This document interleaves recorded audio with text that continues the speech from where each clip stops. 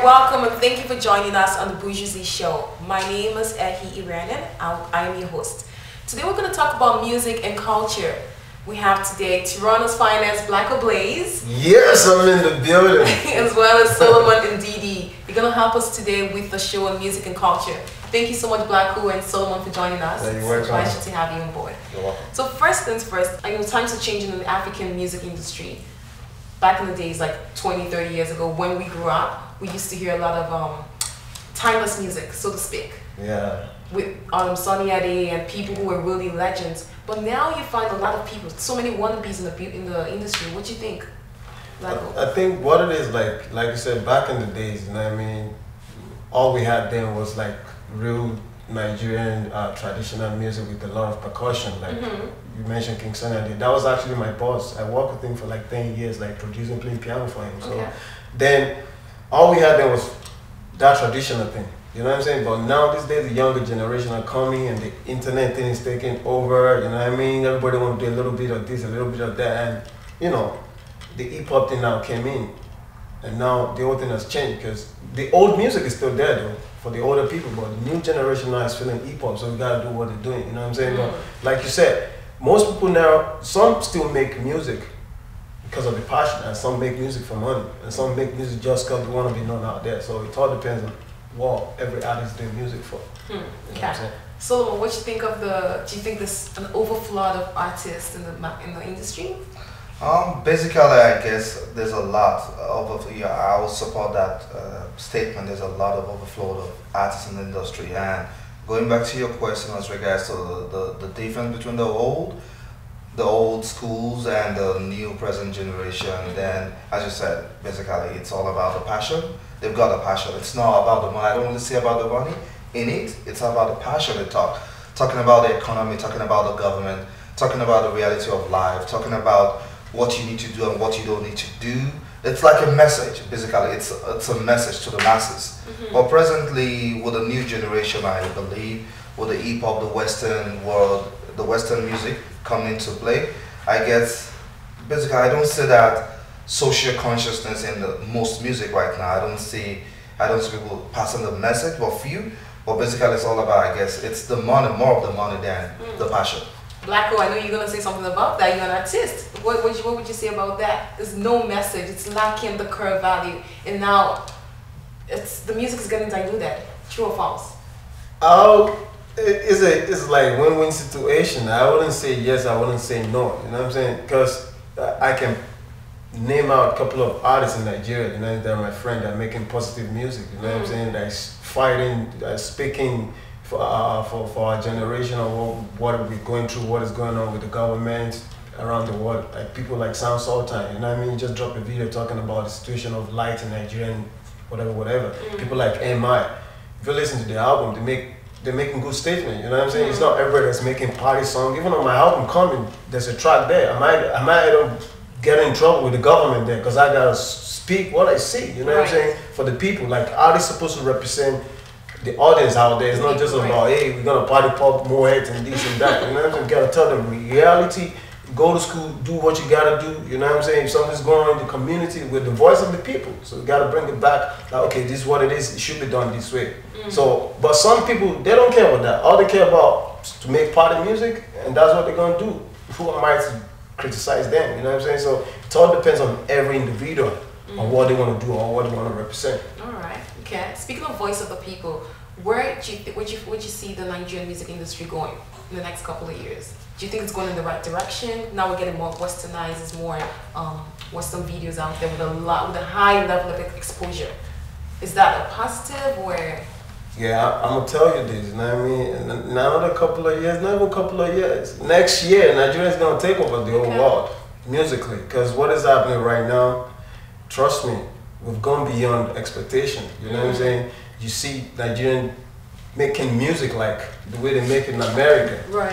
Everything they use over there, we have it down there. You want a wicked video director, we got it down there. As a matter of fact, virtually every artist from America or Canada has been to Nigeria. That's where they make their money right now. And we know each other now. Buster been down there, we hang out, you know what I mean? Akon comes down there, we hang out. They know who Two-Face is, they know who Sans Sultan is, they know who the band is, they know, you know what I'm saying? So it's like we're taking over. The music's going back to its roots, which is Africa. So I'm so happy about that because I'm one of the movements. Wow, okay, I like that. So, do you have any comments on that in terms of, you know, the direction of the music? Yeah, I support what you said because I believe the Nigerian music industry, the artists, very soon they're going to take over the globe. I believe that because if you look at the likes of the present generation, sound like the Two-Face, the Timayas, the Band, the Nice, what's it called, the P-Square. Such artists like that right now, they're no longer singing within Nigeria. You know, the music is not just being played in Nigerian radio station or TV station. They are singing. They go for concerts in all over Africa, Kenya, South Africa, Zimbabwe, Ghana, and also the Western world. Also here in Canada, US. So very soon, I'm telling you, I'm very sure that they're going to take over the globe. Okay, now Blacko mentioned something about expectations. Do you think they would ever be able to meet the expectations globally, on a global scale? Can we expect to turn on, you know, Channel O or BET and expect to see Blacko on it? Do you think the Western world would ever, you know, would ever come to acceptance of African artists or music? I would say yes, definitely. Okay. It's a gradual process, and I believe we're going to get there. If you look at the music industry back 20 years ago, it's not what you're seeing right now. It's totally different. There's a different change, like the likes of the Kenny Ogumbi and the D1, they brought a change to the music industry in Nigeria, and it's really going far. I'll give you an example. Look for someone like Two-Face with African Queen. If they can be playing the African Queen in a Jamaican club in Canada, and the Jamaicans can sing and dance to it, and they know Two-Face as if the Two-Face is their blood brother. Right. So I believe it's going somewhere, and with the awards going so far, the one like Nice, the band having awards on Channel O, playing their songs on Channel O, all over, everywhere. So they're meeting the expectation, and I believe very soon they'll go beyond that and take over the world. We're there, man. We're there. We're doing it. Okay, let's talk about music video Black Hole. Like, what do you think of the high level of exposure? So there's video girls barely naked, and you know they have no clothes on. Back in the day, you couldn't do that and get away with it. Do you think it's depleting the African culture? Because you know they say sex sells, so now we're getting more westernized with that. There's a lot of new African music videos coming out now with barely naked girls in it. Do you think that would be? You think that's where we're going with it? I think honestly what it is, you know what I mean? My own opinion, you know what I'm saying? Everybody's opinion is different. You see, with that situation right there, sex do sell in music, you know what I'm saying? And it's part of the whole game, you know what I mean? Like hip hop is a culture, you know what I'm saying? That's part of the culture that they introduced to the world, you know what I mean? So, but I'm not saying you should go on a video and expose yourself. Like there's a way you can modify yourself and still look sexy, you know what I mean? You don't really have to take off your clothes. I've done a couple of videos with stuff like that, you know what I'm saying? But it's needed. Okay, so you use the word modification. Yeah, so, you gotta starting from Iran, Boba, we're gonna go to like skirt and towels before you know it's like brand pants. Well, it's what is happening all over the world. You know what I mean? America have taken over the whole world. Internet has killed everybody. So even if we tell them don't do it, that's what they want to do. That's what makes them feel like, yeah, we're the generation. This is what we gotta do. It depends on how you want to carry What are yourself. the effects on the culture? Culture. Would you let your daughter watch certain videos? No. I won't let no my kids watch that. You know what I'm saying? If they grew up and they're grown enough, make decision. That's what they want to do. Hey, go ahead. Just know what you're doing. Okay. You know what I'm saying? All right. So Blacko, I understand you have a new album coming out soon. Yeah. When is it out? It should be out sometimes in December. You know. Can you tell me a little bit about that? What is the inspiration for the album? Basically, the whole thing behind the album is like what I've been through the years, because I've been in the music industry for a while. Right from Nigeria, I was producing, like working with people like Kinsana Ade, Shina Peters, like Majek Fashek, stuff like that. You know, I was busy making people then, but now for the past 5 years, I've been concentrating on myself, trying to pull stuff together for me as a new phase in the game. So basically, what I've behind these old albums is like you find a couple of tracks like party track, because you know. I'm like that, I represent that, you know, I'm a very energetic You're guy. party boy, you know what I'm saying? So we don't stop. And there's a couple of tracks that speaks about the streets, you know, and a couple of tracks that more like a reality song that's speaking like to we men to change about how we treat our women, you know what I'm saying? Show them more love, you know. Tell them. I'm actually planning to shoot the video. I'm shooting the video probably in 2 weeks in Toronto before I go back to Nigeria. So it's a reality trial. So bunch of things. You got techno there, dancehall. Can you give me a little spill on how men should treat women? Okay, I'll give you a little singing about that, you know what I mean? Make una listen to me well, listen to my rhyme. This one on the crime.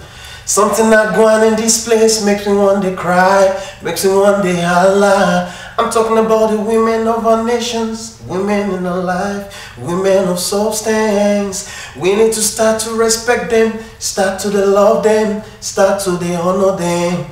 As you they see me so, I was once bad, but now as you they see me so, I'm standing for correction. So we are so sorry.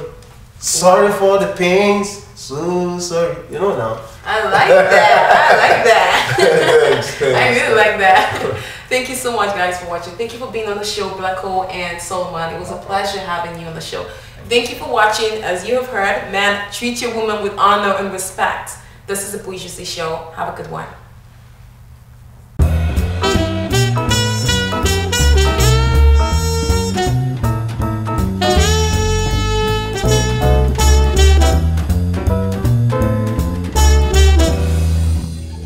Do you listen to? This type of music, hip hop, breakbeats, soul, funk. Yeah. What inspires that? One inspires. Oh, I guess the dancing. Yeah. So a lot of music? I think I listen to a lot of music. Yeah. What kind of music do you listen to? Rap. Some screamo. Yeah. Which is it? Oh, that too. A healthy look. Okay, talk to me about music. What kind of music do you listen to? G-Unit. G-Unit, all right. Right now I have my mixtape coming out, and waiting for the shit. And my DVD is called Spit. What motivates you to write that? What inspires your album? Just the fact that I'm a man that likes writing. I like to express my feelings in words rather than verbally. So on paper, Compared to 20 years ago, would you say music has evolved in a good way or not? I think both. Yeah. It's hard to say because I listen to a lot of stuff from, 20 years ago, which is those the 80s, right? 80s. Well, it's not a huge improvement. You can't make a huge improvement on the 80s music, but from many years ago, like 1950s and stuff, like definitely not a big improvement. No. No way. Yeah.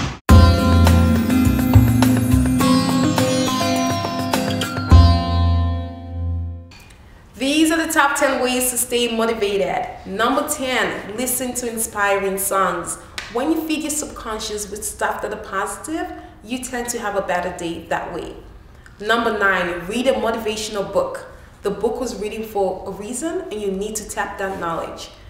Number 8, visualize your goals. When you visualize and you commit your goals to memory, you tend to achieve them faster and easier. Number 7, watch inspirational movies. I find that this can be very helpful because when you commit something graphic to memory, it would help you achieve your goals. Number 6, reward yourself. Regardless of how small, whenever you achieve a small goal, reward yourself. And when you attain bigger and better goals, you can also reward yourself and it would help you attain your goals faster. Number 5, do not dwell on the negative. Leave the past alone and move on. Number 4, use your time wisely. Stay focused. It's important to stay focused. Number 3, write and rewrite your goals every day. So when you have some goals written out, you can visit them over and over again just to remind yourself and you will achieve your goals faster. Number 2, stick around positive people. This will help you a lot because when you stick around positive people, you tend to attract more positive experiences. Number 1, find a mentor. Sometimes you stray away from your goals, knowingly or unknowingly. If you have a mentor or some sort of counsel or guidance, it would help you stay in track with your goal. I hope those tips have been able to help you to stay motivated. Thank you for watching and stay a bourgeois.